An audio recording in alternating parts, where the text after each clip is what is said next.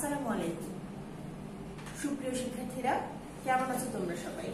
আশা করছি অনেক ভালো আছো। আমিও ভালো আছি। শিমুল মেমোরিয়াল নর্সাউথ স্কুল অ্যান্ড কলেজের পক্ষ থেকে অনলাইন ক্লাসে তোমাদের সবাইকে জানাচ্ছি অনেক শুভেচ্ছা। আমি জেসমিন আহমেদ খুশি তোমাদের সাথে আবারও হাজির হয়ে গেছি দ্বিতীয় শ্রেণীর গণিত ক্লাস নিয়ে। আমাদের আজকের ক্লাস কি হবে তোমরা সবাই জানো। আজকে হবে হচ্ছে সার্বিক আলোচনা।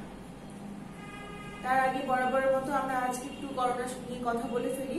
এখন পৃথিবীতে এই করোনা ভাইরাস অনেকখানি আতঙ্ক সৃষ্টি করে আছে, বুঝতেই পারছো।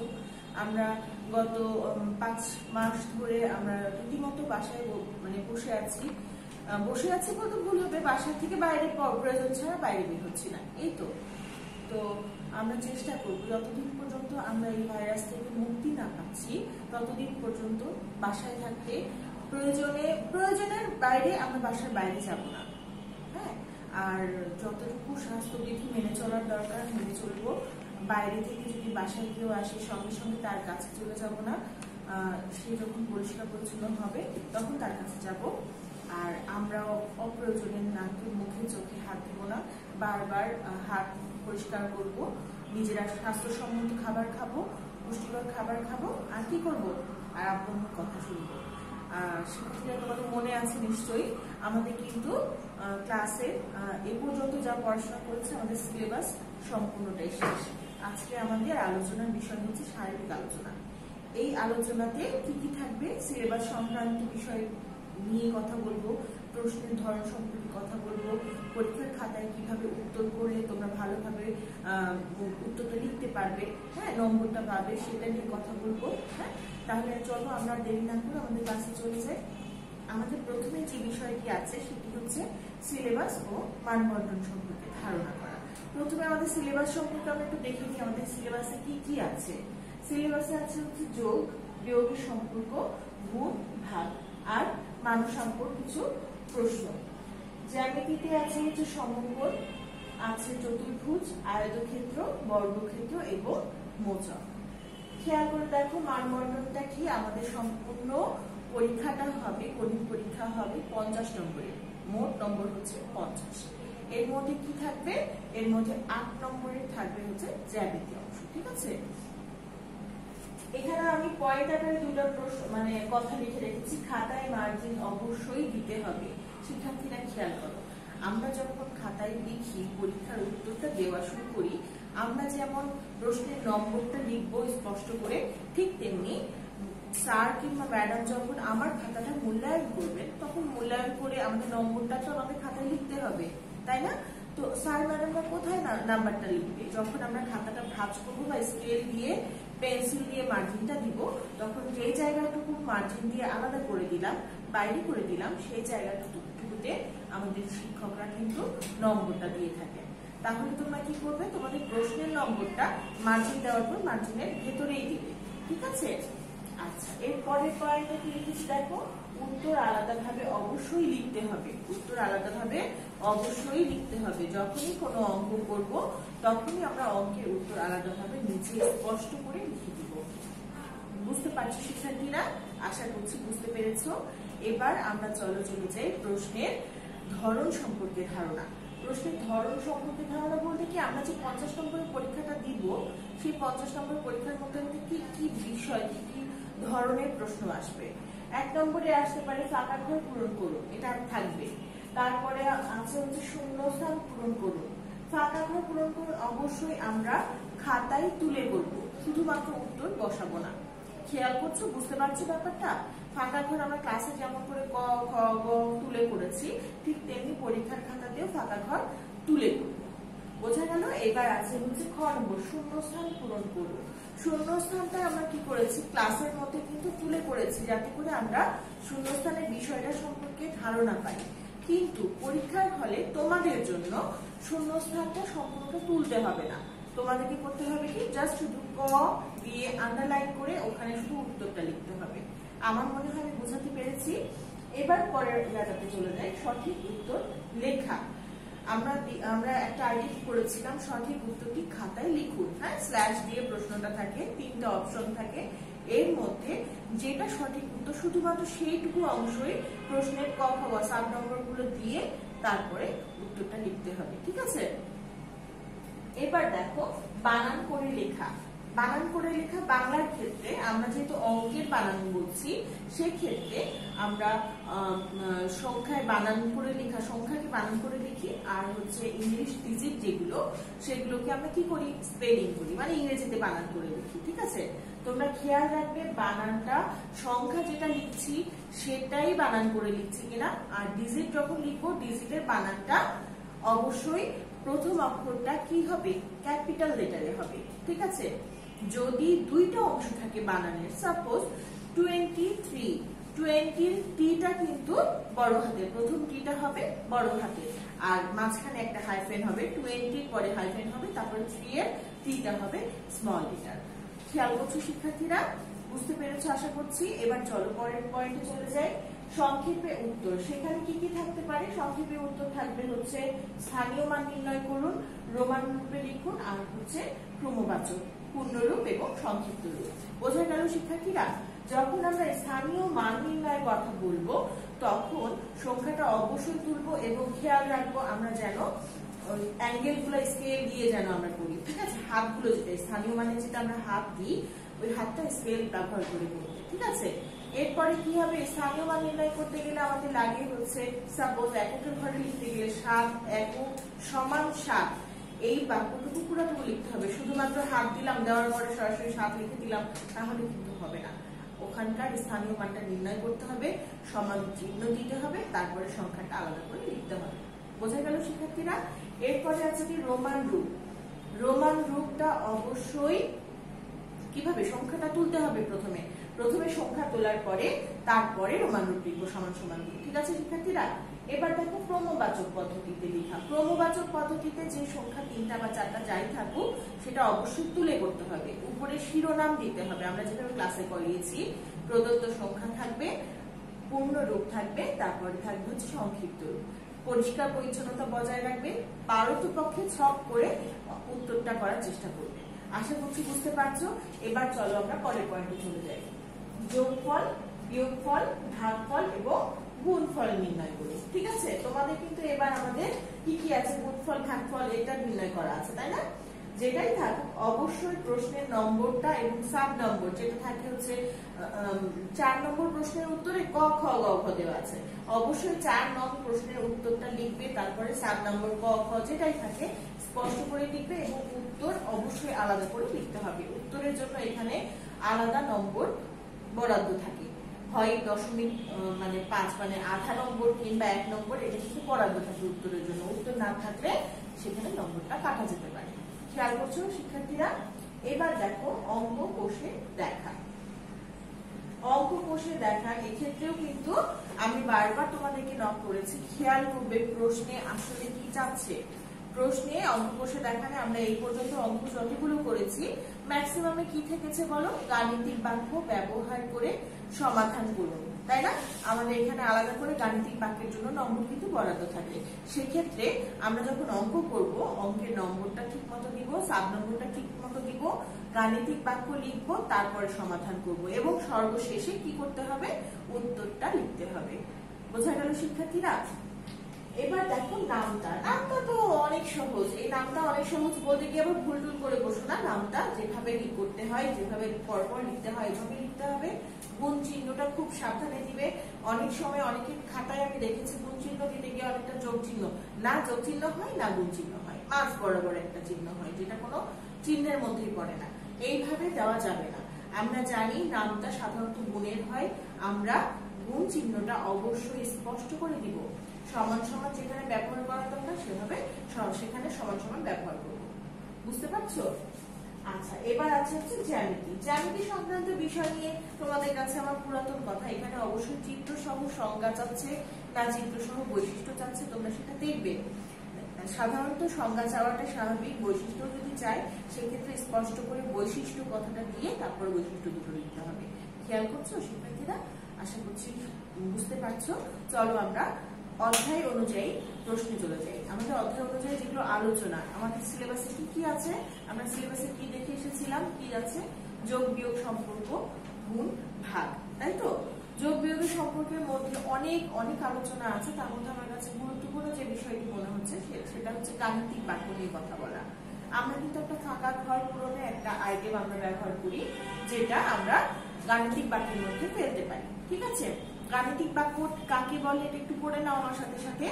সংখ্যা, প্রতীক বা গাণিতিক ধারণা সম্বলিত বাক্যকে গাণিতিক বাক্য বলে। আবার বলো, সংখ্যা, প্রতীক বা গাণিতিক ধারণা সম্বলিত বাক্যকে গাণিতিক বাক্য বলে। খেয়াল করে দেখো, এখানে 56 যোগ 14 সমান 70 আমি একটা গাণিতিক বাক্য লিখেছি। এই গাণিতিক বাক্যের মধ্যে দেখো তিনটা অংশ, 1 2 3। এখানে যোগ চিহ্ন ব্যবহার করেছি, এখানে আমরা গুণ ব্যবহার করতে পারি, ভাগ ব্যবহার করতে পারি, যেটাই হোক এখানে অবশ্যই ফলাফল চেঞ্জ হয়ে যায়, তাই না? তো যখন এখানে ফাঁকা ঘর ব্যবহার হবে তখন সেটা আমরা ফাঁকা ঘর পূরণ বলে ব্যবহার করি।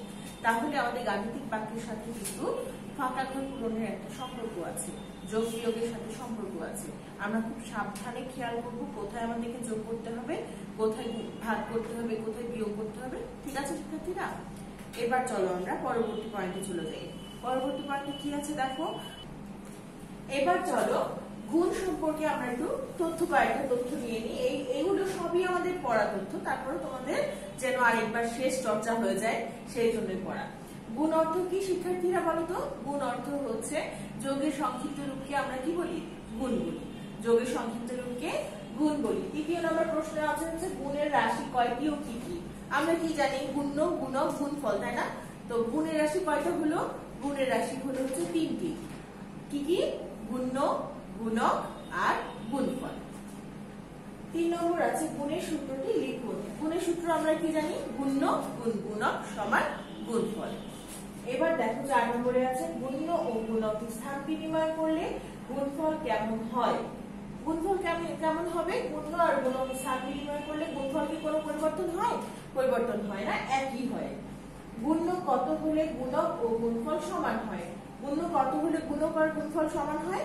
1 হলে। গুণ্য 1 হলে গুণক আর গুণফল সমান হবে। শিক্ষার্থীরা, গুণ সংক্রান্ত আমার কাছে মনে হচ্ছে প্রয়োজনীয় বিষয়গুলো আমি আলোচনা করলাম। এছাড়াও আরো বেশ কিছু আছে, আমরা ক্লাসগুলো ফলো করব, দেখবো কোনো প্রবলেম আছে কিনা। ঠিক আছে, বাসায় ভালো করে চর্চা করতে হবে। এবার আছে কি দেখো, ভাগ। ভাগ সংক্রান্ত আমি কয়েকটা প্রশ্ন তোমাদের জন্য রেখেছি। এই প্রশ্নগুলো আমি উত্তর বলে দিচ্ছি না, তোমরা আমার সাথে সাথে বলবে, অবশ্যই তারপর বলবো। দেখো এখানে বলেছে ভাগ কাকে বলে? শিক্ষার্থীরা আমার সাথে সাথে বলো তো, ভাগ কাকে বলে? ভাগ হচ্ছে কোনো কোনো বিয়োগ করাকে ভাগ বলে। কি বলে? কোনো কোনো বিয়োগ করাকে ভাগ বলে। আরেকটা বলা যেতে পারে বিয়োগের সংক্ষিপ্ত রূপকে ভাগ বলে, তাই না শিক্ষার্থীরা? আচ্ছা, ভাগের বিপরীত প্রক্রিয়া কি? ভাগের বিপরীত প্রক্রিয়া হচ্ছে গুণ। ভাগের বিপরীত প্রক্রিয়া কি? ভাগের বিপরীত প্রক্রিয়া গুণ।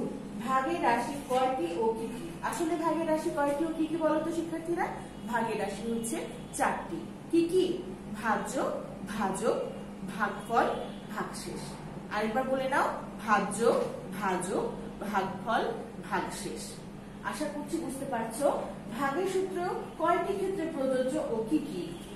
ভাগের সূত্র আমরা কয়টি ক্ষেত্রে প্রযোজ্য দেখেছি শিক্ষার্থীরা, মনে আছে?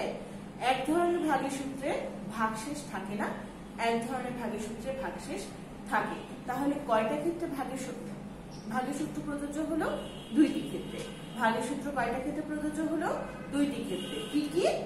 নিঃশেষে বিভাজ্য হলে আর নিঃশেষে বিভাজ্য না হলে। আরেকবার বলো, কয়টি ক্ষেত্রে ভাগের সূত্র প্রযোজ্য? 2টি ক্ষেত্রে ভাগের সূত্র প্রযোজ্য। কি কি? নিঃশেষে বিভাজ্য হলে আর নিঃশেষে বিভাজ্য না হলে। এবার পরের পয়েন্টে কি আছে দেখো, ভাজক কখনো কি হতে পারে না? ভাজক কখনো শূন্য হতে পারে না। কোন সংখ্যাকে শূন্য দিয়ে ভাগ করা সম্ভব নয়, সেই জন্য বলছে ভাজক কখনো শূন্য হতে পারে না। ভাজ্য ও ভাগফল সমান হলে ভাজক কত হয়? ভাজ্য ও ভাগফল সমান হলে ভাজক হয় 1। 1 দিয়ে কোন সংখ্যাকে ভাগ যদি করি তাহলে ভাগফল ওই ভাজ্য সমানই হবে। ঠিক আছে? আচ্ছা শিক্ষার্থীরা, এবারে আসছি আমরা মানসাঙ্ক নিয়ে। এবারেও কিন্তু আমি তোমাদেরকে বলে দিব না, তোমরাই দেখে দেখে পড়বে। দেখো এখানে বলেছে 65 এর বানান বলুন। মুখে মুখে বলতে হবে। 65 এর বানান বলুন। 65 মানে কত? 65 মানে হচ্ছে এর এক্স। এল এক্স এর সাথে 5, এল এক্স এর সাথে 5 হবে, তাহলে 5 মানে কি ভি। তাহলে 65 এর বানান বলতে আমরা এখানে খেয়াল করে দেখি, আমি কিন্তু রোমান রূপে চলে গিয়েছিলাম, আসলে কি হবে বানানের কথা বলছে, তাই না বাবারা? 65 এর বানান বলুন বলছে, রোমান রূপ নয়। আমরা কি বলবো? 65 পয় চন্দ্রবিন্দু অন্তস্থ অ মূর্ধন্য স টয় টয় যুক্ত রস্বই। আরেকবার বলি আমরা, পয় চন্দ্রবিন্দু অন্তস্থ অ মূর্ধন্য স টয় টয় যুক্ত রস্বইকার। 65, ঠিক আছে। ক্রমবাচক পূর্ণরূপ বলুন, ক্রমবাচক পূর্ণরূপ বলুন। 13 এর পূর্ণরূপ কত বলো তো শিক্ষার্থীরা? ত্রয়োদশ। 13 এর পূর্ণরূপ ত্রয়োদশ। বানান বলো, তয় রফালা অন্তস্থ অয় ওকার দ তালুক স, ত্রয়োদশ। এবার আছে হচ্ছে 17। 17 এর পূর্ণরূপ কত শিক্ষার্থীরা? সপ্তদশ। স কয় তয় যুক্ত দ তালুক স, সপ্তদশ। আবার বলো সপ্তদশ। স দন্ত স কয় তয় যুক্ত দ তালুক স, সপ্তদশ। এবার আছে 18। 18 এর পূর্ণরূপ হচ্ছে অষ্টাদশ। 18 এর পূর্ণরূপ অষ্টাদশ। স্বরে অ মূর্ধন্য শয় টয় যুক্ত আকার দ তালুক স, অষ্টাদশ।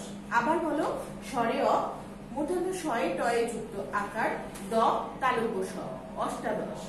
এবার আছে 19। 19 এর পূর্ণরূপ হচ্ছে ঊনবিংশ। 19 এর পূর্ণরূপ কি? ঊনবিংশ। ঊনবিংশ বানানটা আমার সাথে বলো, দীর্ঘ উ দন্তন্য উন বয় রস্বইকারে বি অনিশ্বর তালুক স, ঊনবিংশ। ঠিক আছে শিক্ষার্থীরা? এবার দেখো বলছে 59 এর রোমান রূপ কি? এইবার আসছে রোমান রূপ, ঠিক আছে। খেয়াল করে দেখো, ওখানে কিন্তু বানানের জায়গায় রোমান রূপ বলা শুরু করেছিল। এবার দেখো 59 এর রোমান রূপ কি? 59 এর রোমান রূপ আগে দেখো 50 আর 9, তাই না? 50 মানে আমরা কি জানি? 50 মানে জানি হচ্ছে এল। এল মানে 50, 50 এর পরে 9, তার মানে হচ্ছে I x. L I x মানে হচ্ছে 59। ঠিক আছে শিক্ষার্থীরা? দৈর্ঘ্য পরিমাপের মূল, ক্ষুদ্রতম এবং দেশীয় একক বলুন। মূল একক কি বলতো শিক্ষার্থীরা? দেখো এখানে দৈর্ঘ্য পরিমাপের মূল একক কি?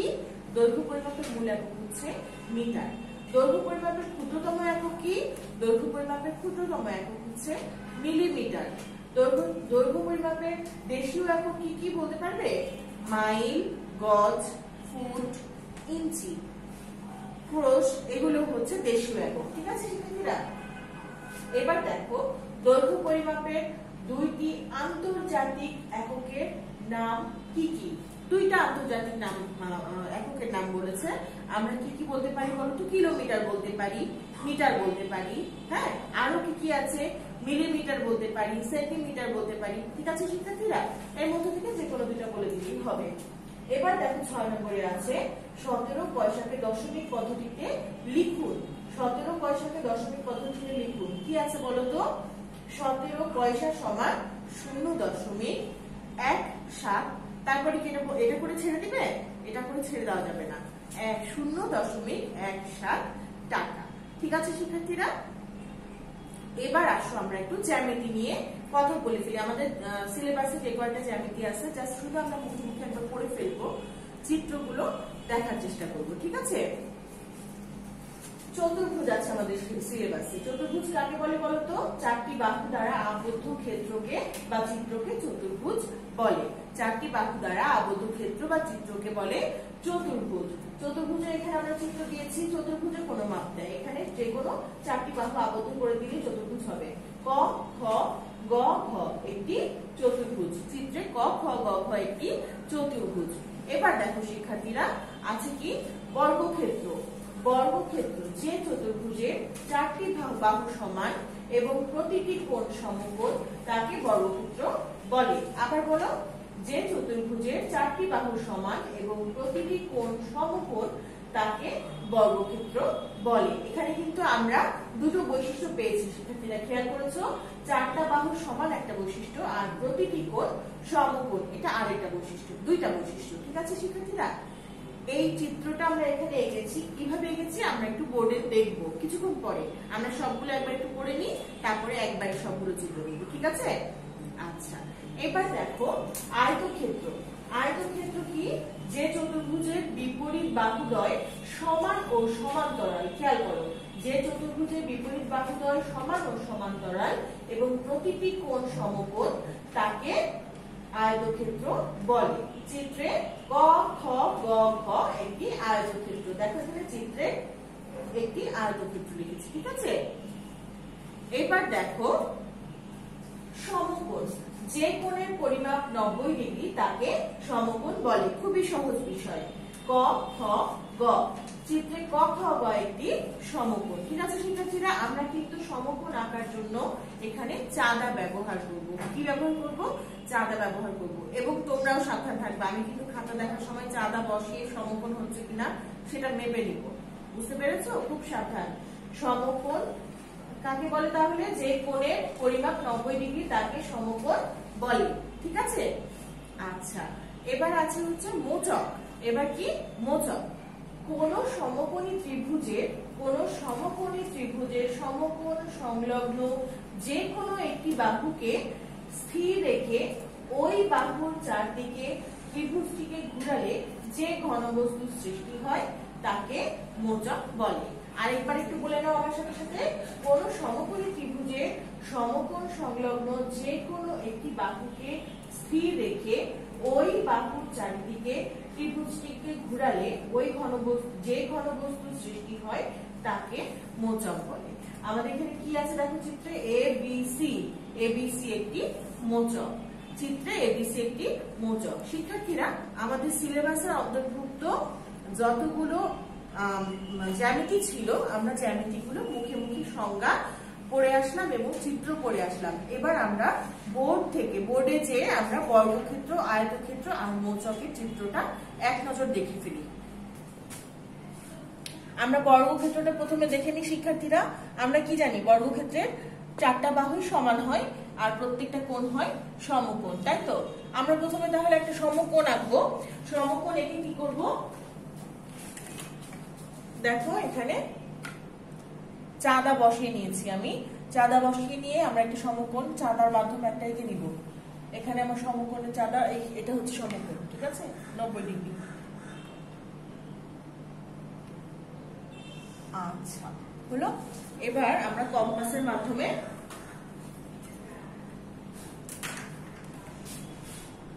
একই সমান বাহু কেটে নিব। এই একটা কাটলাম।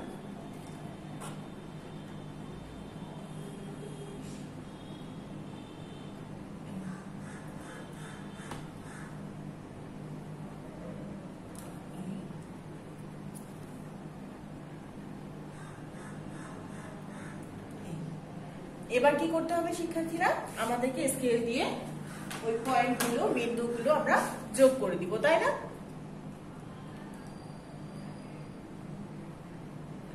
যোগ করে দাও।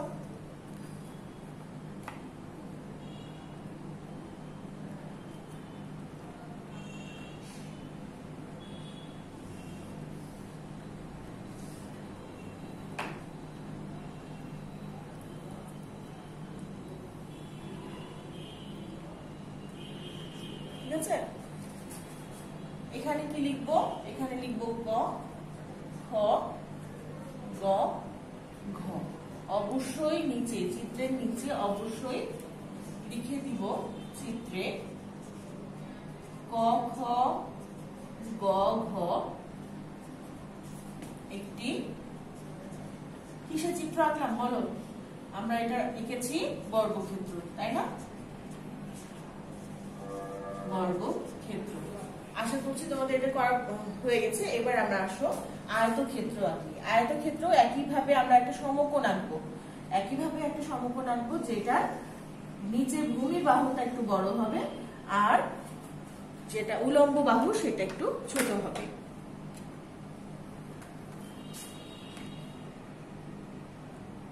ঠিক আছে, এই আঁকলাম। সমকোণ এঁকে দিই।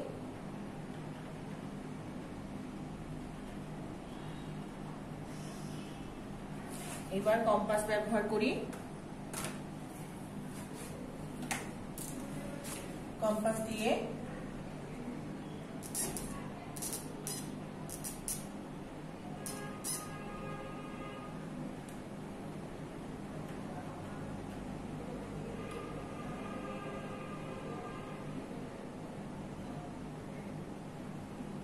আছে, এবার এটা সমান করে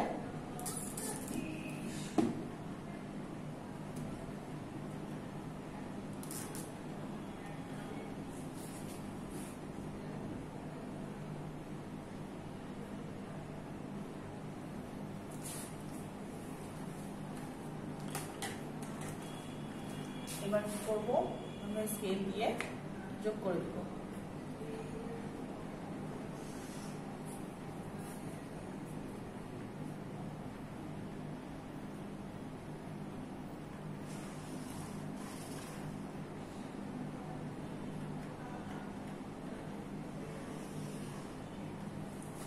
এবার আমরা কি করবো, উপরে লিখবো ক খ গ ঘ। চিত্রে কি লিখবো, চিত্রে ক খ গ ঘ একটি আয়তক্ষেত্র, তাই না শিক্ষার্থীরা? আয়তক্ষেত্র, ঠিক আছে। এইবার আমাদের বাকি আছে কি বলতো শিক্ষার্থীরা, এবার আমাদের বাকি আছে হচ্ছে মৌচক। মৌচক আঁকানোর সময় আমরা কি করব, প্রথমে আমরা একটা সরল একটা রেখা নিব, এটা আমাদের সরল রেখা নিব। তারপরে কি করব বলো, 90 ডিগ্রি এঁকে নিন। হ্যাঁ, 90 ডিগ্রি এঁকে নিন, দিয়ে এই বরাবর আমরা একটা দাগ দিয়ে দিব।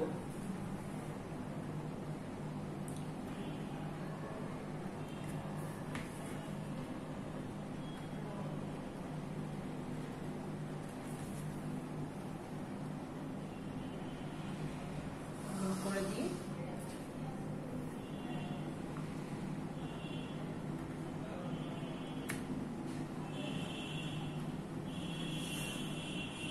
ঠিক আছে। এবার আমরা কি করব, আমরা উপরটা একটু গোল করে দেব, এই তো।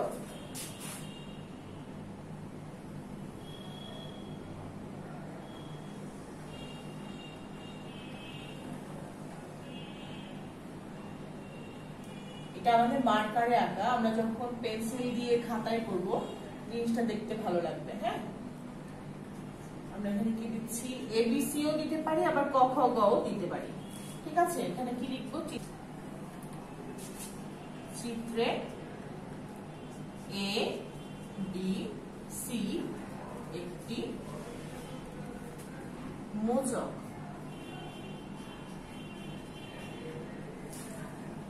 শিক্ষার্থীরা, আমার মনে হয় যে আমরা খুব প্রয়োজনীয় যে তিনটা আমাদের চিত্র, আমাদের বর্গক্ষেত্র, আয়তক্ষেত্র আর মৌচক, এই তিনটাই আমাদের মেনশন করাটা অনেক বড় বেশি দরকার ছিল। চতুর্ভুজ তো আমরা যে কেউ আঁকতে পারি, তাই না শিক্ষার্থীরা? এবার আমি বলবো যে আমাদের আজকের যে জ্যামিতির অংশটুকু, এটুকু বাসায় বসে বারবার প্র্যাকটিস যদি করো, তাহলে আশা করছি তোমরা পরীক্ষাতে ভালোভাবে জ্যামিতির উত্তরটা করতে পারবে। চলো আমরা স্লাইডে ফিরে যাই। শিক্ষার্থীরা, আমি আশা করছি তোমাদের আজকের ক্লাসটা ভালো লেগেছে। ধৈর্য ধরে ক্লাসটা করার জন্য অনেক অনেক ধন্যবাদ, আর দোয়া করি ভালোভাবে তোমরা পরীক্ষাটা দিবে। আর এখন যেহেতু করোনা প্রসঙ্গ আছে, চলছে, করোনা সম্পর্কে কথাও বলেছি, তারপরে বলবো তোমরা সাবধানে থেকো, বাইরে যেও না, বাসাতেই থাকো, আব্বু আম্মুর কথা শোনো, পড়াশোনাটা ভালো করে দাও, পড়াশোনা ভালো করে করো, পরীক্ষাটা ভালো করে দাও। আল্লাহর কাছে দোয়া করি যেন এই যে অবস্থাটা চলছে, এটা খুব তাড়াতাড়ি আমরা যেন অতিক্রম করতে পারি। আল্লাহ যেন আমাদেরকে সুস্থতা দান করেন। আমাদের সবার জন্য দোয়া করবে। আল্লাহ হাফেজ, আসসালামু আলাইকুম।